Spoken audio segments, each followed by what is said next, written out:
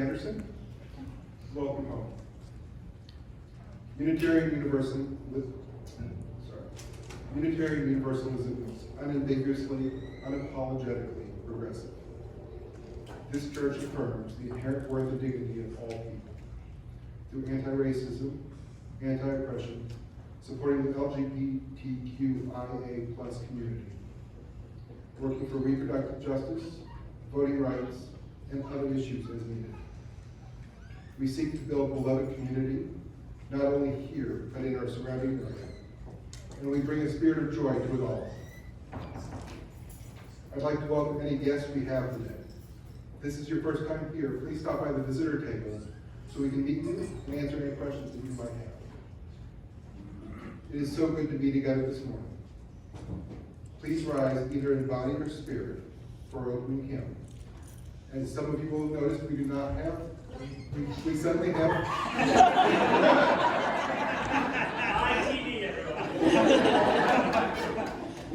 We're doing improvisation today.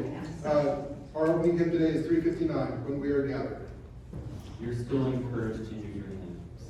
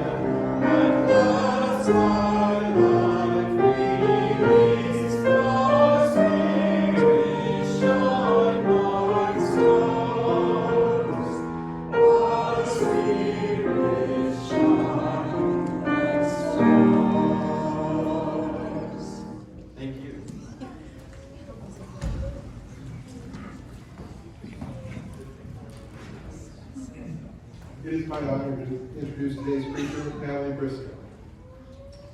Natalie amassed over a decade as a religious educator, serving congregations in both the southern and Pacific Western regions of the Unitarian Universalist Association.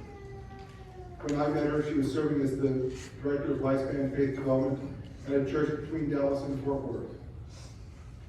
She has a history of making our faith accessible through ties to popular culture, including authoring the Our Name is Earl curriculum for youth based on my TV show, My Name is Earl. Natalie joined the Unitarian Universalist Association's Congregational Life staff in 2013, was promoted to co-lead of the Southern Region in 2018, and transitioned to the sole lead of the region in 2021. She's the recipient of the Norma Verdon Award for unique and outstanding service in religious education, and the Ruth Clark Award for excellence in service to Unitarian Universalism. Natalie is a proud queer Panay woman whose ministry is to help congregations become the best institutional incarnation of Unitarian Universalism that they can be. Today, our chalice is being lit by Ian Briscoe.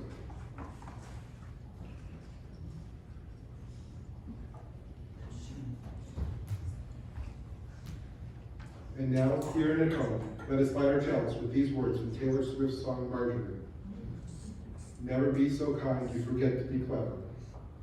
Never be so clever you forget to be kind.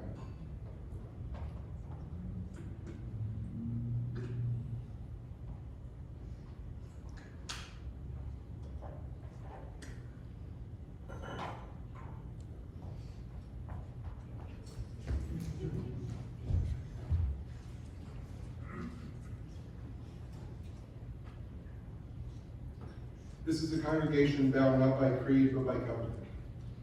May those in agreement affirm this covenant now. We affirm a caring community of and for all ages, seeking wisdom, doing service, and living with integrity. In our diversity, our covenant holds us in unity as we celebrate our shared spiritual journey.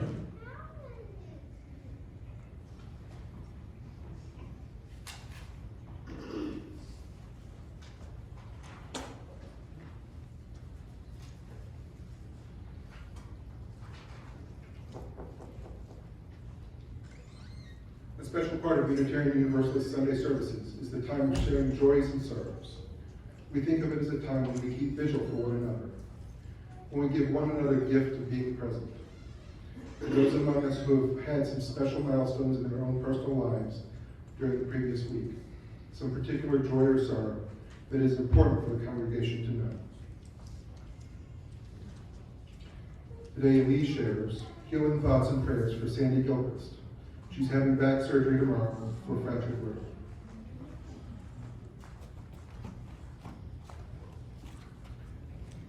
Barbara Coldimer shares, first retirement, now 50th anniversary. Life is a celebration these days.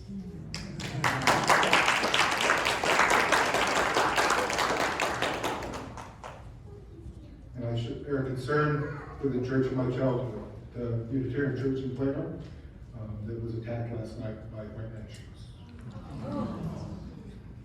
They were able to hold services this morning and are preparing response. Often what is heavy on our hearts are our own fears that we have fallen short. We know we have left undone those things which we ought to have done, and we have done those things which we ought not to have done.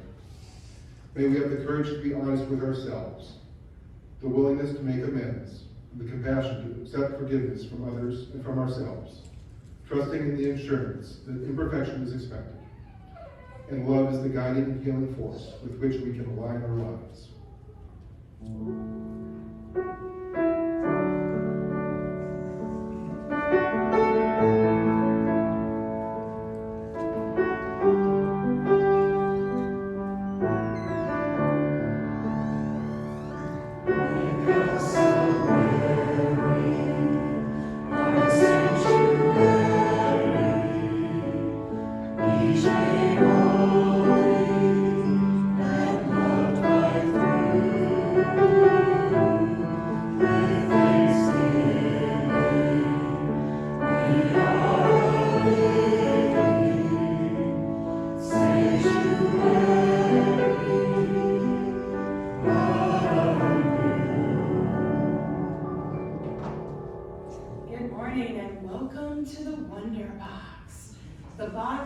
Just like our minds, when we open it, the possibilities are endless.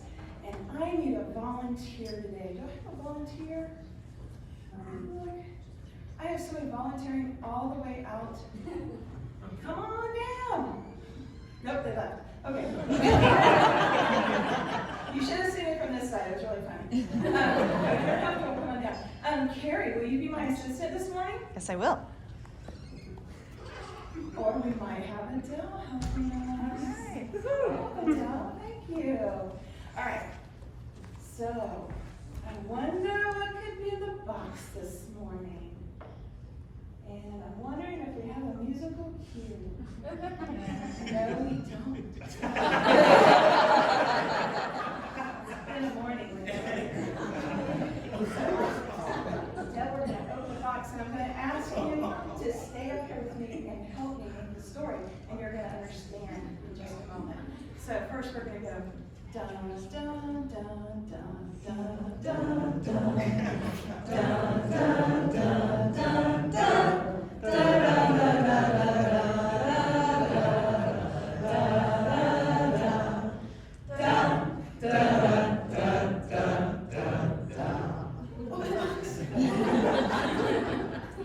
There's a latch on the front. That's okay. Woo! What you got? 400. Bring it on up. Oh, you're like the Vanna White at Jeopardy today. Are you ready? So we're going to hold up our card, and I'm going to make a statement, and you're going to give the answer. Are you ready? Who was born December the 13th, 1989, and named after musician James Taylor by her parents? Taylor Swift. Taylor Swift. This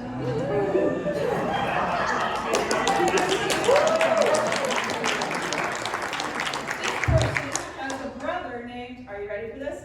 Austin, and a very loving family who did lots of things together growing up. And the answer is? Taylor Swift. Who is Taylor Swift? Remember, answer in the form of a question were you used.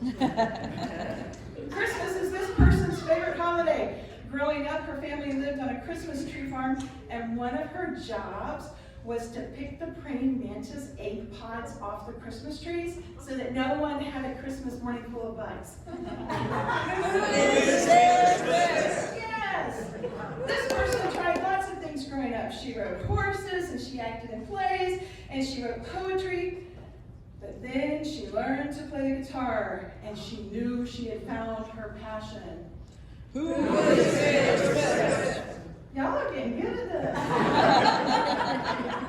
Faith Hill and Shania Twain are two of this person's favorite musicians. She found out that they started their music careers in Nashville, Tennessee, and that was all it took for a 10-year-old someone to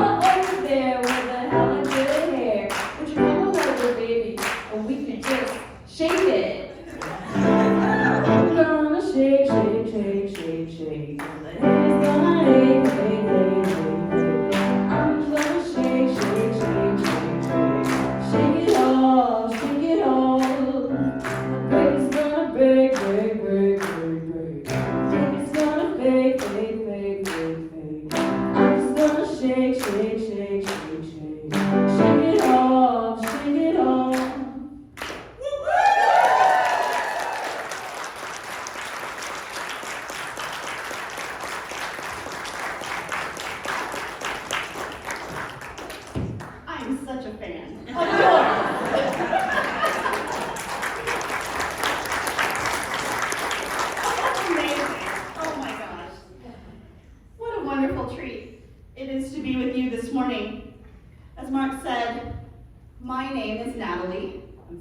33 years old, live in Austin, Texas.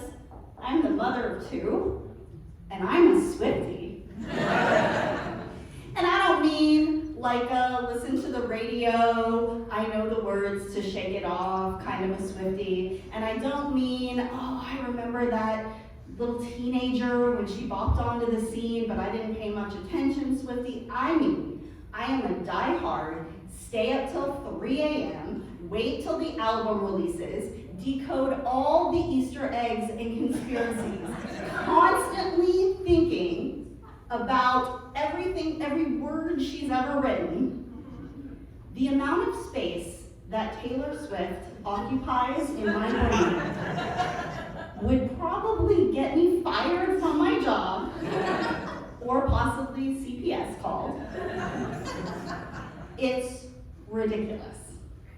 However, I'm not necessarily here to talk to you about her music, or her artistry, or her integrity, or her many accomplishments, which include having more #1 hits than any female artist in history, or holding the Guinness World Record for being the only living artist to have 10 albums on the Billboard Top 100 at the same time, or her personality, which is a delightful combination of whimsy and cringe, or her cats, Olivia, Meredith, and Benjamin, or how there's a Taylor Swift lyric for literally every moment in our entire lives.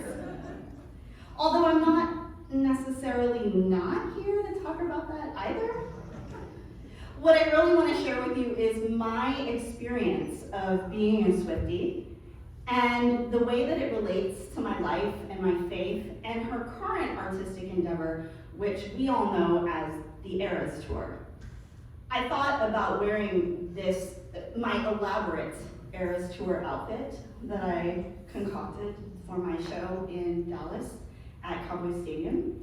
However, it's really hot and it's Texas, and so I went with just the boots, which are from her Reputation Stadium tour.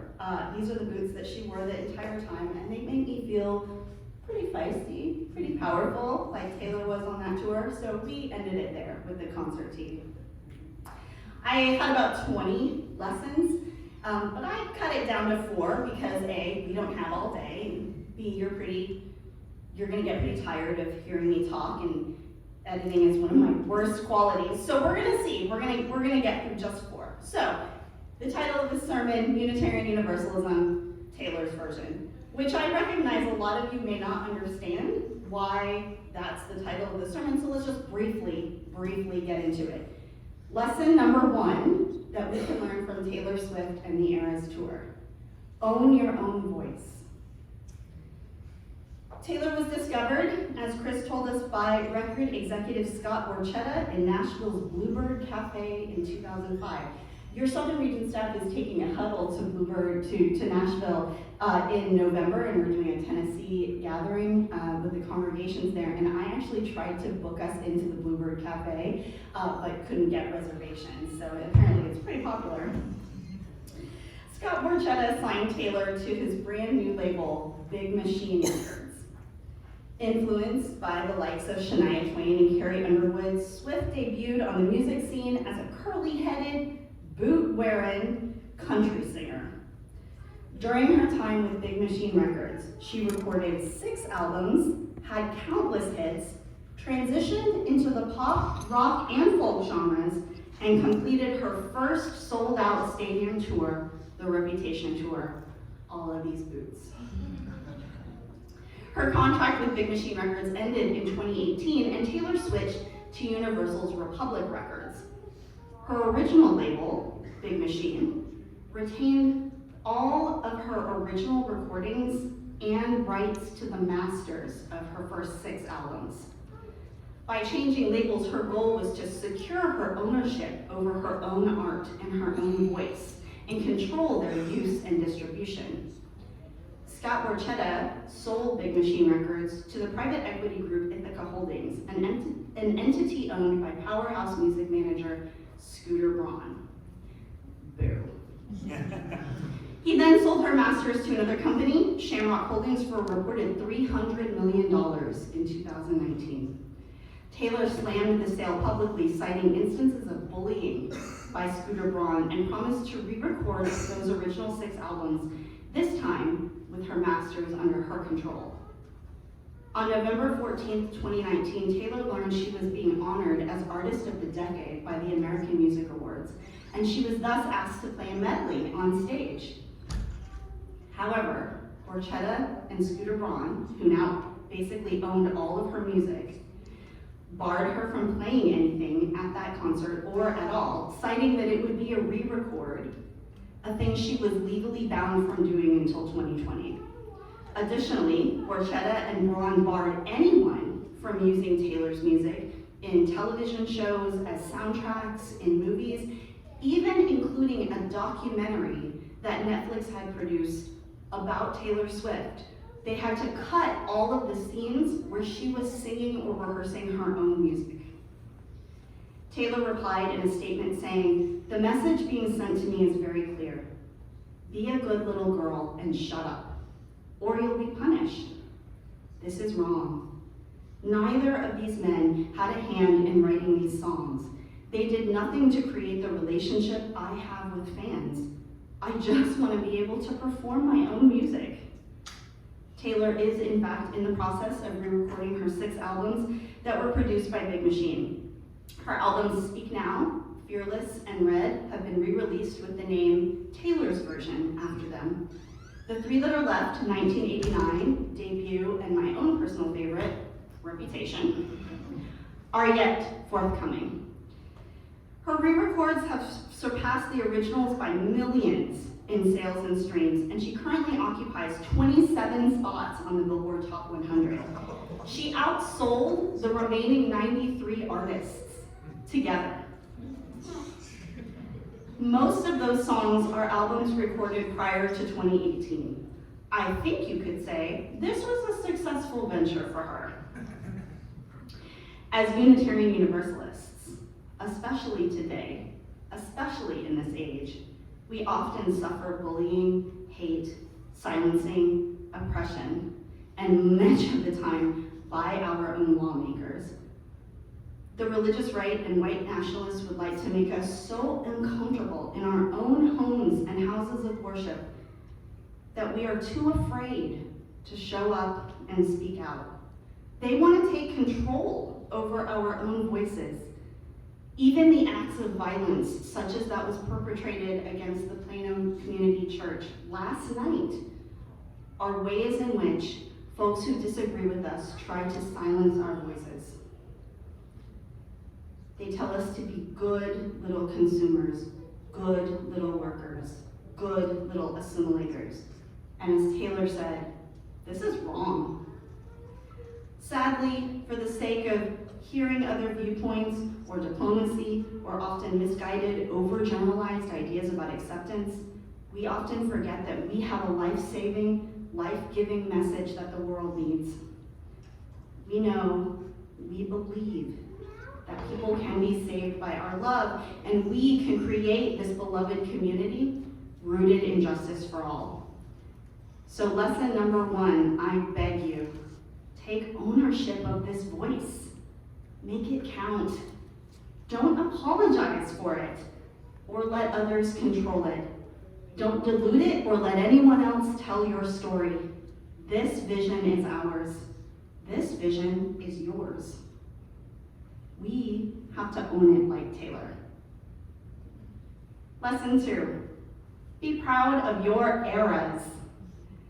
In the Netflix documentary Miss Americana about Taylor's songwriting career and subsequent Kanye West scandal, and look y'all, I cut so much, we do not have Kanye time today. We can talk about it later over whiskey, but it's not today. Taylor describes the difficulty of reinventing herself over and over with each album as she tries to outdo the success and artistry of the last one. She says people want you to do more, stay relevant, but not grow and change so much that they don't recognize you anymore. Swifties get really attached to their favorite eras.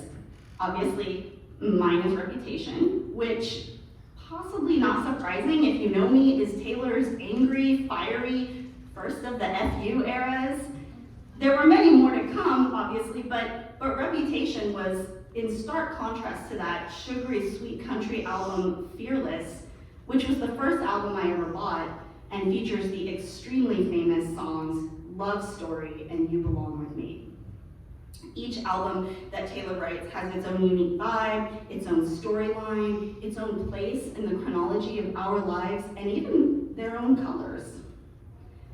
A few years ago, when my son Ian, who's 11 now, was on his way to bed, he said, "Hey Mama, I feel like I've already grown up so much. I've had so many stages of life." He was 8. "I've had so many stages of life. First was my babyhood, and that was great. All I did was sleep and eat. Then was my little kidhood, and we played a lot of cartoons, and I stayed home, and it was really fun. And now I'm a big kid, and I'm in my big kidhood, and I have to go to school, and I have assignments, and I have to do chores, and I don't like it so much. I really wish I could go back to my little kidhood." Even as early as 8 or 9, we are acutely aware that there are different parts of our lives, or eras. If you were to ask me honestly, looking over there, I'd say Ian's actual favorite era was his only child era, but we won't get into all this family dynamics right now. Likewise, we have a joke in the church world. There are 2 perfect ways to be a church: the way you were and the way you are right now. Like Ian, growth and maturity can be scary and difficult for us as a congregation. We often long for the days when life was simpler, there were more snacks, maybe some cartoons, or when it was possible to see every single member of our community at one event on a Sunday morning. While we have to adjust to the changes that each of our eras bring, we should also take the time to celebrate that growth. These changes are, in fact, a great success. We shouldn't underestimate, be it Taylor or Ian or our own congregation, the amount of creativity, learning, stretching, and innovation that it takes to enter a new era. I had the amazing opportunity to celebrate all the eras at the Eras Tour, and with them, all the stages of my life that the distinct albums were the soundtrack of. I say we should always be celebrating our eras, throwing parties, singing old songs, dressing up any way we want. Grunge is back, thank goodness. I didn't have to change my closet that much. While we continue to innovate, be creative, and respond to whatever this moment calls us into. We hold sacred what we were and hold sacred the vision of what we are yet to be. In 2021, Taylor was offered an honorary doctorate at New York University, the first university who taught a course based on her lyrics. There are many now. In that speech, she said, "You'll grow. This isn't forever, so live it up. Nothing is forever. Every moment counts. Honor each era, and always be reinventing yourself." Lesson 3, it always is about community. Swifties spend months preparing for their tour date, extravagantly.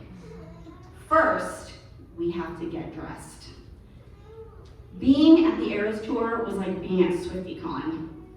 There were inside jokes everywhere. People were as creative as I've ever seen with the way that they dressed up, concocted their outfit, used the music and lyrics as inspiration. There are even Instagrams completely dedicated to the fashion at the Eras Tour. Second, obviously, we have to make sure we know every word of every song, all the variants, all the vault tracks, and the Taylor's versions, so we can scream them as loud as we can back at her, because we know she likes that. Third, we have to know all the dances, both so we can perform them in the stadium with Taylor doing them on the stage, but also so we can TikTok it all outside beforehand with other Swifties. Fourth, we have to know all the chants. There are many, many chants that go along with the songs. The newest one was created for the fans after Taylor's breakup with longtime boyfriend and collaborator Joe Alwyn. Whatever, just roll your eyes at that. When Taylor says, "One day, I'll watch as you're leaving, 'cause you got tired of my scheming," we say, "Taylor, you'll be fine." 'Cause she will. She's a billionaire. She'll be great. Something new from the Eras Tour that Swifties cooked up is the trading of friendship bracelets, which you may have seen. Many people spent long nights making bracelets that feature the names of eras or song lyrics or just things we love about Taylor, and then we trade them, creating this giant memoir communion. When I was in Cowboy Stadium with 80,000 other Swifties, the rituals, the chants, and the general attitude of other Swifties made it feel like an intimate experience with close friends. Because we teach each other these things. We extend an extravagant welcome to new Swifties. We coordinate and mobilize via social media, and we tell each other what we can expect. We invent the rituals. We teach them to each other. We even pass our Swiftiness onto our children, sharing our joy and our excitement and inviting them to share it with us. The Eras Tour is about more than just going to see a show of our favorite artists. Swifties have created an entire worldwide community with shared experience, meaning-making, ritual, and teaching. The bottom line here is that it is about the fans. It is about the community. That line from Anti-Hero that I mentioned earlier, it actually goes, "I wake up screaming from dreaming, one day I'll watch as you're leaving, 'cause you got tired of my scheming." And we reply, "Taylor, you'll be fine." But that lyric isn't even about Joe, it's about us. It's about the Swifties. She loves us. She's afraid one day we're gonna get tired of all her, you know what, and leave. But we won't. Because we have built a community and a connection that transcends even her. Reverend Joanna is amazing. Her sermons are top-notch, her TikTok is blowing up, and yet, there is more here. There is more to this community than the people who lead it. During her sabbatical, you found new ways to connect with each other. You invented your own rituals, your own chants, your own dances, your own ways to extend that extravagant welcome to one another. And you pass it down to children, sharing your joy and your excitement. Remember, it was always about us. It still is. Us together. And finally, lesson 4, know your values and stick to them. Also known as Smash the Racist Heteronormative Patriarchy, Taylor's version.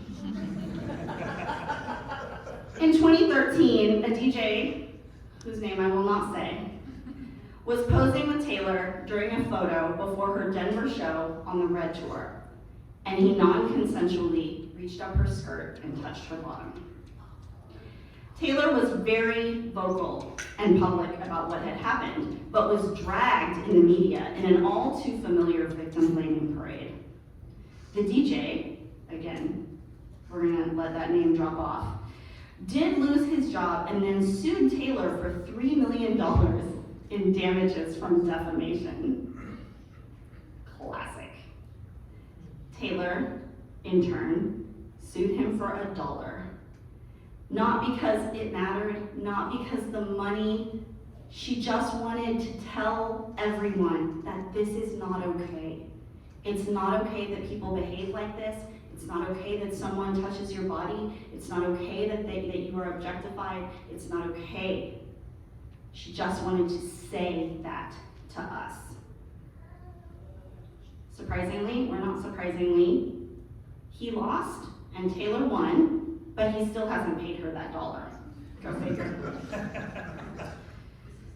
Eventually, she tweeted, "I believe in the fight for LGBTQ rights and that any form of discrimination based on sexual orientation or gender is wrong. I believe that the systematic racism we see in this country toward people of color is terrifying, sickening, and prevalent."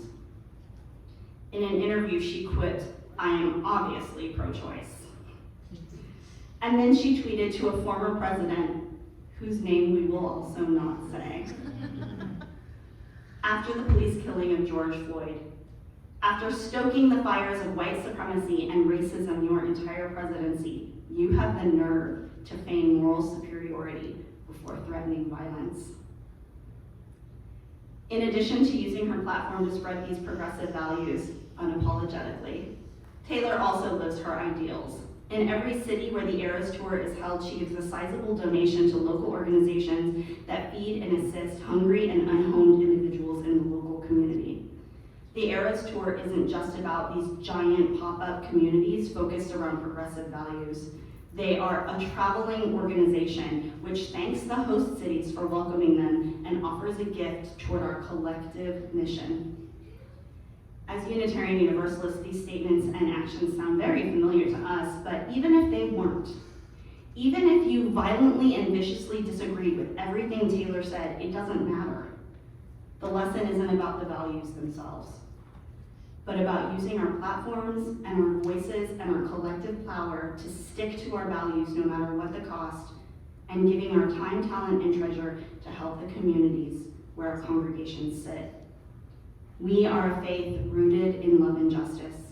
We have an unapologetic view of the beloved community that includes all, and we are not afraid to do the hard soul work to bring about the world we dream of, this world that is not yet.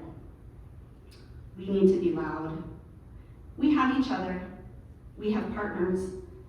And in this time when we are suffering the onslaught of legislation, both at the state and national level, that seeks to eradicate the rights and lives of our community members, we cannot stay silent. To respond to this moment, we have to fight with everything we've got. And we've got a lot. So with these lessons from Taylor Swift and the Eras Tour, 1, own your voice. 2, be proud of your eras. 3, it's all about community. And 4, know your values and stick to them. We have what we need to grow in love beyond hate and celebrate a world that isn't yet. From all these lessons and so many others, I am so proud to call myself part of the Swift Army. And when Unitarian Universalists come together to own our voice and celebrate our eras, build beloved community, and work for our shared values, I am so proud to be part of this love army as well. Thank you for being my partner in building that with me. I hope that this has been truth from my red lips. May we keep learning and doing, and this is my prayer. Amen. Now I invite you to join me in a time of reflection, in word and in silence. Let us hold that for a moment together in sacred stillness.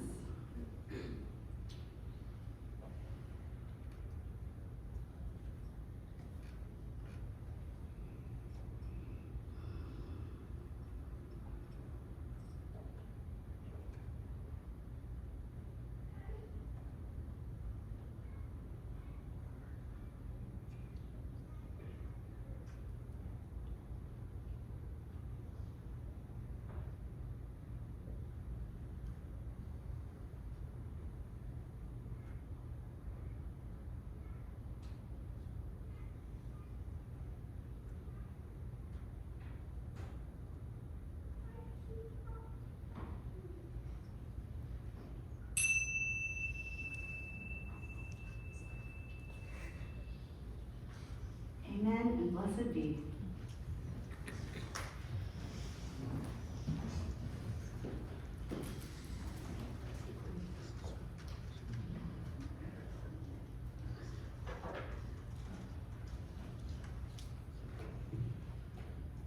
We are the tradition of the Free Church.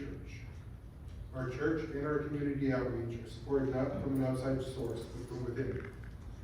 Generosity, therefore, is one of our spiritual values.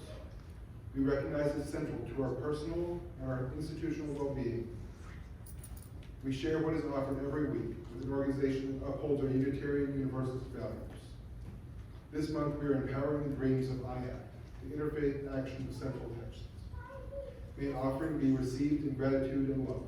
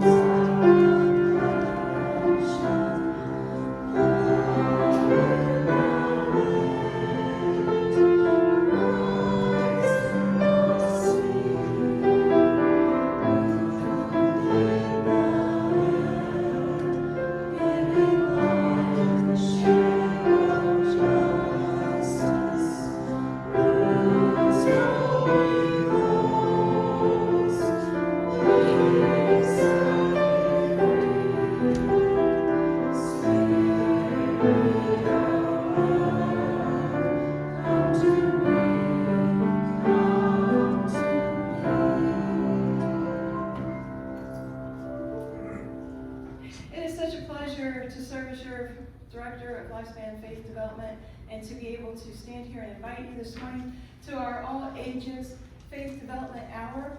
It is show and tell day.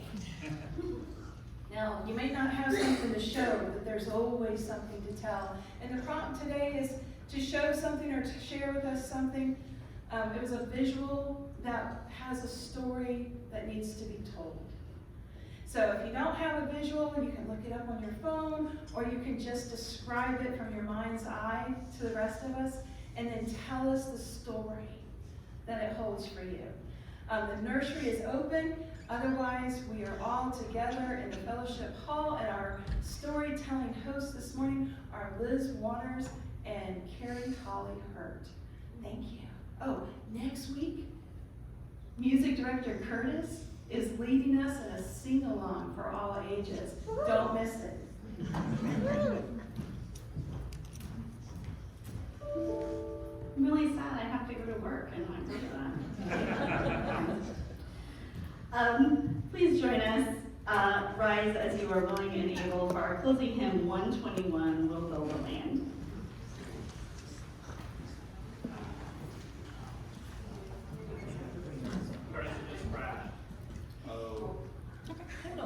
We're having a great day today, guys. Feel free to grab your hymnal. What number is it? Number 121. We'll build a land. Is it 121? 121.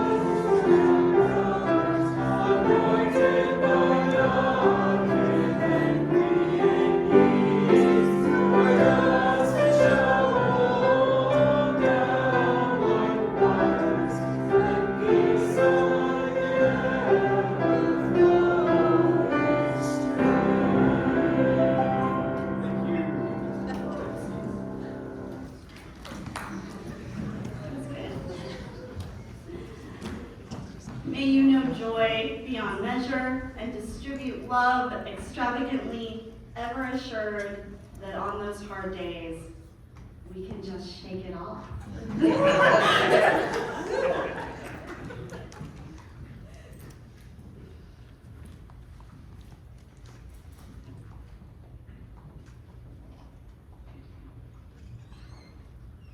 It's time to distinguish the jobs.